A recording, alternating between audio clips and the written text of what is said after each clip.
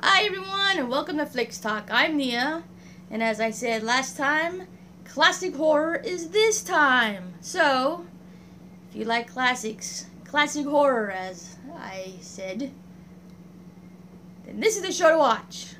You like my shirt? Meow. Anyway, if you're going to talk about classic horror, there are a few people you need to mention, such as Boris Karloff, Bela Lugosi, Lon Chaney Jr. I can't think of any women, but I think those are the main three for classic horror.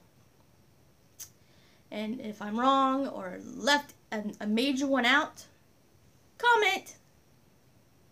Anyway, I chose 10 classic horrors from the 30s, 40s, and 50s. Anything before Psycho, as I said. So, and since I already did a video on silent films, I didn't choose any silent movies. I did, but then I crossed them out because I already did a video on silent films. Anyway, there are 3 of the 10 films that I am going to talk about is actually directed by the same director. So, the first one is probably like my favorite classic horror. One of my favorites, I guess. And that is the movie starring Boris Karloff and directed by the director that's directed 3. By James Whale. And that would be the 1931 Frankenstein. So, when I think of Frankenstein, I do think of Boris Karloff. Because, I mean, check that out. I mean, I'd rather think of him than Herman Munster. Anyway, Frankenstein, yeah, it's, Frankenstein, to me, I have not read the book. I had the book, but I don't have it anymore. But anyway, I just think he's misunderstood. He's a gentle guy, but not really. Actually, I saw the deleted scene, the part that was cut out, the part that made it rated X back in the day, when the monster, Frankenstein, picked up a little girl and threw her in a body of water, like a river, lake, pond, whatever, and she ended up drowning, but he didn't mean to kill her, but he did. So, of course, I think, people, I think they had that scene in the movie, and then people were having a cow because of that scene, and they cut it out. So, I saw that scene before I saw the rest of the movie. Anyway. Well, in 1935, they kind of came up with a sequel to Frankenstein, and it's The Bride of Frankenstein, and it was actually on Svengoolie on Saturday. So here is a picture of Bride of Frankenstein. And these pictures I'm showing you comes from a book of The Look of Horror. The Look of Horror. Well, so of course, Boris Karloff reprised his role as Frankenstein. And, it's, to me, those, I don't have Frankenstein. I don't have The Bride of Frankenstein. I guess I need to get them. Because I went to the library back when I started my annual ritual, which is watch nothing but horror films in the month of October. So I started off with the classics. Went to the library, I got Dracula, and I got Frankenstein, and I got Frankenstein, and I watched it more times than I watched Dracula. But I love Dracula. So, Speaking of Dracula, I do believe that is my next film to be talking about. Dracula. I have a book that I'm looking for the pictures. The Look of Horror. See, I knew that was in there. I got them. Yeah. Anyway, I don't have anything. Dracula. See, I own the movie. Thanks to a friend. Thank you. Shout out. Yeah. He's Bela Lugosi. When I think of Dracula, I think of Bela Lugosi. A lot of people portray Dracula. That is a totally different show in itself. I probably will have to do a show of all the people who play Dracula. And plus, Dracula is the most portrayed character like ever. So, and I'll show you in this book, you know, A to Z of Horror with Clive Barker. I think I showed you this before. But take a look at this, okay, kids? 2 pages full of movies, of Dracula movies. And it begins with a 1921 Dracula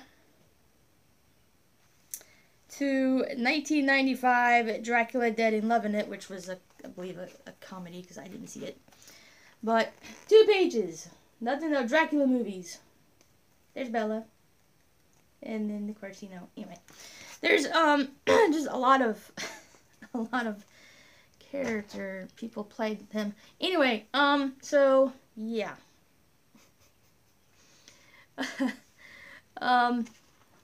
So, Bela Lugosi, we'll be talking about him in a little while as well, because that's not the only movie that I am going to be talking about. What happened to the other picture? Ooh, I lost it. Anyway, how about Lon Chaney Jr. in the 1941 The Wolfman? Actually, I do have a picture of the Wolfman in here, but I'm not going to show you. It's a Wolfman. I don't mind that one. That one's actually a decent movie. And this book is falling apart. Anyway, there it is. So, different picture. Next one. Yeah, Lon Chaney Jr. I think that's he also, okay. Frankenstein was portrayed by Bela Lugosi, Boris Karloff, and I think Lon Chaney Jr. played Frankenstein.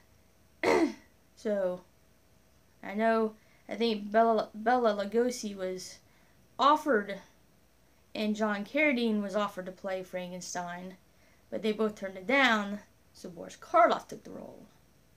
To me, he's the best one. Nothing against the other ones, but anyway. Lon Chaney Jr., I think Wolfman is the only movie besides the Frankenstein, one of the Frankensteins, that I've seen him in, so I'm not too versatile on him, or not too known, don't know him very well, but I can easily fix that. So, anyway, Wolfman, yeah, Wolfman, I don't know what else to say. Yeah, full moon, change, boom. Silver bullet, yada yada. How about this one, the 1954 The Creature from the Black Lagoon? I love this movie. I need this movie. I don't know what his name is, but you know, Fishman, Gillface, whatever his name is. The guy that the creature from, you know, the creature the creature he's cool. He's one of my favorite scenes in the movie is when he is swimming underneath the girl. She's swimming on top of, you know, on top of the water, and he's swimming underneath. And that's just a really cool shot, cool scene. I like that one. And I think he's misunderstood too. I don't think he's really there to kill. He sees this woman and he's like, wow. So he's, you know. But that's kind of like the scene. Not really, but similar.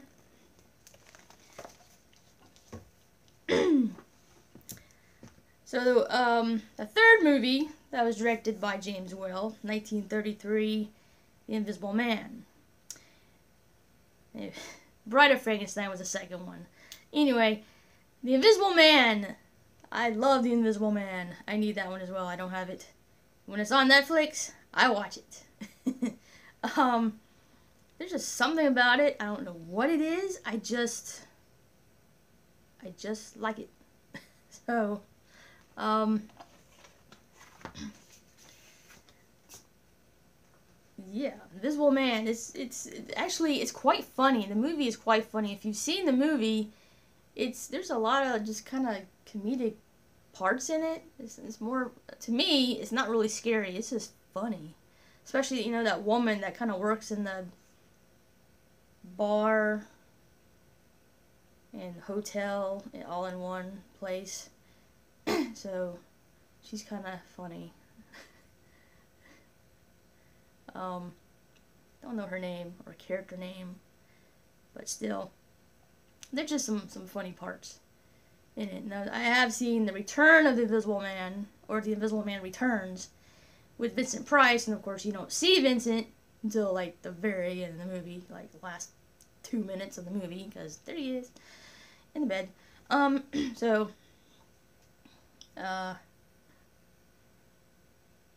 yeah, Invisible Man.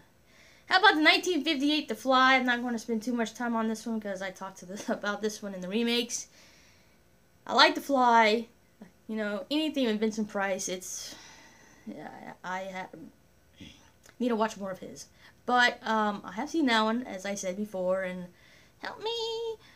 So it's just the original's good. The remake, as I said, it just the makeup tops the original. But other than that, I really do like the original as well. So 1958 The Fly. How about this one? 1956. Patty McCormack played Rona in The Bad Seed. This little girl, oh my goodness. Yeah. This little girl right here, Patty McCormack. Well, not little girl anymore, but man, she freaked me out in that movie. I need to rewatch it, but I thought that was a great movie. I'm not positive, she may have been nominated for an Oscar for that role. If not, she should have been. But wow, that was I just like that movie. She made me want to she makes me want to beat her up.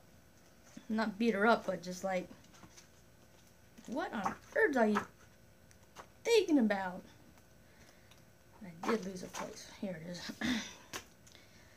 Yeah, it's The Bad Seed. Like, dude, I was talking to the TV while I was watching it. I'm like, talking to the mother. Like, Mom, you better get out of there. Your daughters are going to kill you. Run. Arm yourself. Get a knife, a bat, a gun, something, because your daughter's going to kill you. Bad Seed. Yeah. Anyway, 1959, William Castle's The Tingler with Vincent Price. One thing that I wish this is one movie I kind of wish they could do, well, kind of wish I was like alive back then so I can actually experience this, or they can bring it back and do it now in today's theaters. William Castle came onto the screen in the beginning of the film saying something about talking about the Tingler and how he was going to rig up the theaters where you would feel a tingling sensation during certain parts of the film. That would be so cool. I would love that. I want to see the Tingler and be tingled at certain parts. So here's the Tingler. 2 pages.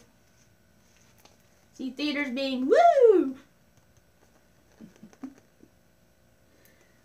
But, yeah. So, that's about the only thing I really have to say about the Tingler. That is something I would really like to experience and have a little woo during certain parts of the film. That would be kind of cool.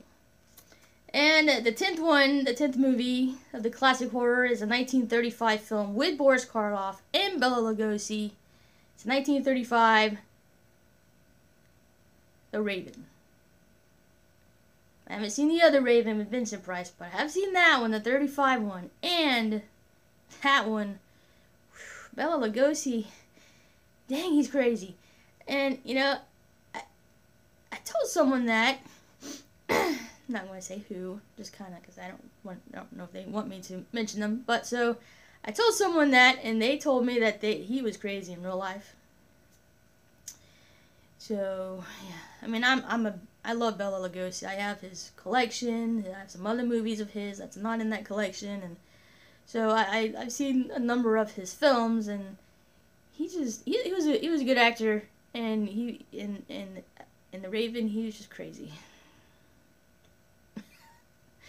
I mean, Bela Lugosi and Boris Karloff, they were a good team. There were a number of movies together, and it's just in that one, it was just, I was like, dude, man, he's so crazy. Yeah, that kept me on my toes. But anyway, that's classic horror. I know I probably left one out. I know I left one out, and guess what? I left an essential Universal Monsters. Herman. I left an essential Universal Monsters movie out because it bored the crap out of me. I fell asleep. It is Karloff. It's got Boris in it, but I just couldn't get into it. I'm sorry. It's just that one I just prefer, you know, the 1999 one, the 90s one, versus the 1932 one, I believe. Yep, 1932. I mean, great. I love that. You know, I love this right here. That's cool. And this, you know, this is the Mummy, but I couldn't get into the Mummy. I just couldn't get into it. It put me to sleep. I literally fell asleep. It was boring. You know, nothing against Boris, but it's just that one. Maybe I just need to see it again, and maybe I'll have a different outlook. But that one was just, I didn't enjoy that one as much as the other ones. So I did that was an honorable mention, but I know there's a lot of other classics I did not mention, but I just tried to do you know, the major classics of horror. So hopefully I touched on all of them, the main ones, or the ones I try to do. Well, at least I did the ones that I've seen. I'm trying not to talk about the ones I have not seen. I know I have in the past, but I'm going to try not to. Gotta do my homework. Before I talk about a movie, watch it.